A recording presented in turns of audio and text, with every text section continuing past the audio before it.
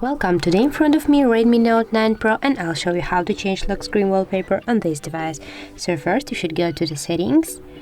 Now scroll down with your finger and find here the wallpaper section. Tap on that, and right there you'll see that you can choose your wallpaper from the local photos, from the regular original photos from your phone, the live wallpaper, and recently used photos, all wallpapers, pictures. So I'll go in, for example, with this one, and now I'll choose, for example, this wallpaper.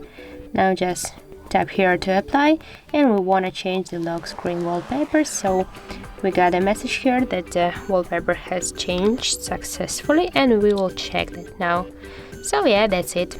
If you find this video helpful, leave like, comment and subscribe our channel.